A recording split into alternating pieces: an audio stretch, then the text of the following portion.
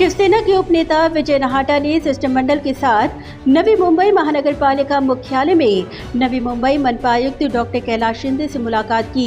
इस बैठक में विजय नाहटा ने जो मुद्दे उजागर किए उनमें शामिल है सुरक्षा के दृष्टिकोण से Sanpada sector 17-18 palm beach service road में सीसीटीवी कैमरा स्थापित करना, सानपाड़ा पाम बीच रोड में साउंड बैरियर की व्यवस्था करना, Sanpada palm beach service road को मुख्य पाम बीच रोड से जोड़ना, Sanpada palm beach service road में पुलिस चौकी का निर्माण करना, सानपाड़ा सेक्टर 9 में समाज मंदिर का निर्माण, सानपाड़ा व पाम बीच से जोड़ने वाले रेलवे ओवर ब्रिज को भारत रत्न डॉक्टर बाबा साहेब आम्बेडकर नामांकन करने, मिलेनियम टावर के करीब नाले की सफाई, सानपाड़ा नोड में पानी की समस्याओं को दूर करना, झोपड़पट्टी सर्वे के दरमियान नाम ट्रांसफर करने की सुविधा प्रदान करना जैसे विभिन्न मुद्दे इस दौरान बैठक में रखे गए।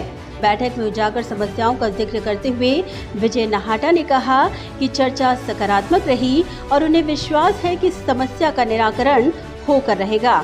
नेहमीप्रमाणे आपल्या विविध पदाधिकाऱ्यांचे, कार्यकर्त्यांचे, नागरिकांचे, सोसायट्यांचे अनेक प्रश्न असतात महापालिकेमध्ये। किंबहुना ज्या अडचणी त्यातल्या 80% अडचणी या महापालिकेशी संबंधित असतात, 10-20% अडचणी या मग MSCB असेल, सिडको असेल, पोलीस असेल, आणि म्हणून मोठं काम पडतं ते आपल्या महापालिकेकडे म्हणून आयुक्तांकडे आम्ही आलो होतो। त्याच्यामध्ये अनेक विषय होते, ज्याच्यामध्ये Sanpada palm beach welfare association जे आहे त्यांचे 3-4 विषय होते। त्यांचा पहिला विषय तर असा होता की सर्व्हिस रोड जो आहे पाम पॅराडाईजच्या समोरचा तो फक्त 50 मीटर कलेक्ट करायचा राहिला, तो करावा। त्यांचा नॉईज बॅरियर, त्याला खूप त्रास होतो, त्या संबंध मोठे मोठे टावर आहे त्या ठिकाणी नॉईज बॅरियर बसवावे अशी त्यांची विनंती होती। अनेक अंडरपास मी आपल्या याला असताना एन्व्हायरमेंट कमिटीवर चेअरमन असताना एक आपण तो अंडरपास मंजूर केलेला, तो झाला तर लोकांना डायरेक्ट सानपाड्यामध्ये जाता येईल, टर्न घेऊन जाण्याची गरज नाही, तो एक त्यांचा विषय होता। आणि चोऱ्यामाऱ्या खूप वाढलेल्या आहेत, त्याच्यामुळं तुमचा CCTV कॅमेरे बसवा अशी त्यांनी विनंती केली होती। आणि पोलीस चौकीला जागा द्यावी अशा 4-5 त्यांच्या या पाम बीच वेलफेअर असोसिएशनच्या मागण्या होत्या। त्यांनी समजून सांगितलं नकाशावर आयुक्तांना, आणि आयुक्तांनी ते सगळं करण्याचं मान्य केलं आहे। त्याच्यानंतर पलीकडे मिलेनियम टावरच्या मागे जे अनेक टावर आहेत त्याच्या शेजारून एक नाला वाहतो, आणि त्या नाल्याचं गाळ हा सुरुवातीपासून बाबा आझमच्या जमान्यापासून काढलाच नाही, आणि त्यामुळं तिथे खूप दुर्गंधी पसरते, डास असतात, आणि त्यामुळं त्या लोकांना त्या बाजूच्या खिडक्याच बंद कराव्या लागतात। खूप करोडो रुपयाचे फ्लॅट आहेत, पण त्याचा त्यांना आनंद घेता येत नाही। तर आम्ही त्यांना सांगितलं की तो गाळ काढा, तो कव्हर करा नाला, आणि लागलं तर पार्किंग करा, रस्ता करा, काय करायचं तर त्याच्यावर करा, तो एक विषय होता। आणि संबंध सानपाड्यामध्ये पाण्याचा खूप मोठा प्रॉब्लेम आहे।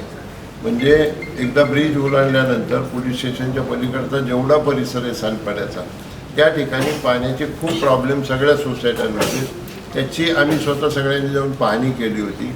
आणि त्याच्यावर एकच इलाज आहे की जे पाम बीचकडून मेन लाईन येते मोरबेवरून, ती लाईन रेल्वे रोडला खांडून पलीकडे जोडणे, सगळा प्रश्न सुटेल। तर तिथे एकच टाकी ती पडायला झालेली आहे, त्याच्यामुळं त्याच्याही बाबतीमध्ये त्यांना आम्ही सांगितलं की ताबडतोब रेल्वे अथॉरिटीची तुम्ही परवानगी घ्या। आणि मग तिथल्या ज्या सोसायट्या तिथल्या पाण्याच्या अडचणी होत्या, आणखीन तो एक रेल्वेचा ब्रिज आहे सानपाड्याचा, त्याला भारतरत्न डॉक्टर बाबासाहेब आंबेडकरांचं नाव द्यावं अशा प्रकारची विनंती आम्ही त्यांना त्या सानपाड्याच्या अनुषंगाने केली। याच्याशिवाय आमचे मिलिंद सुरेराव उपजिल्हा प्रमुख आहेत, त्यांनी 3-4 महिन्यांच्या अनुषंगाने मागण्या केल्या की महिलांना जे प्रशिक्षण कॉर्पोरेशन दिलं जातं तर त्याला जागा उपलब्ध करून द्यावी महापालिकेने, कारण महापालिकाच प्रशिक्षण देत असते किंवा त्याची नेमणूक करत असतं, तर ती जागा त्यांना द्यावी।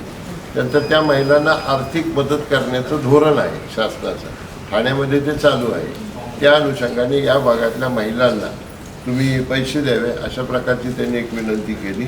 आणि एकदून त्यांची कामं मिलिंद सुरेरावांची पाईपलाईनमध्ये आहे, मला वाटतं ब्रिज खालचं सौंदर्यीकरण वगैरे, ती कामं ती मला असं वाटतं मार्गी लागलेली, त्याच्या अनुषंगाने माहिती त्यांनी घेतली। इतर विषय मग काही व्यक्तिगत विषय होते, मुस्लिम समाजाच्या दर्ग्याचा विषय होता, कब्रस्तान का सब्जेक्ट था, कब्रस्तानचा विषय होता. आणखी और कुछ आपका एक सब्जेक्ट था उसमें. आणि महत्त्वाचा विषय आलमबाबा आमचे कार्यकर्ते त्यांनी असं सांगितलं की झोपडपट्टीमधल्या सर्वेच्या अनुषंगाने जे नाव ट्रान्सफर व्हायला पाहिजे ते नाव ट्रान्सफर होत नाही किंवा झालं तरी त्याचं इम्प्लिमेंटेशन होत नाही, तर ते ताबडतोब करा अशा प्रकारची त्यांची विनंती होती. असे अनेक प्रश्न या ठिकाणी होते. काही ठिकाणच्या नाल्याचा पिचिंगचा विषय होता. त्याच्यानंतर पावसाळी गटार सुधारणा विभागातील त्याचा विषय होता. अशा अनेक विषय या लोकांनी आणि कार्यकर्त्यांनी मांडले होते. अनेक विषयावर चर्चा झाली. बाकी काही विषय होते त्या अनुषंगाने सविस्तर चर्चा होऊन त्याच्यातून मार्ग निघेल असं दिसतं. Bureau report, Navi Mumbai network.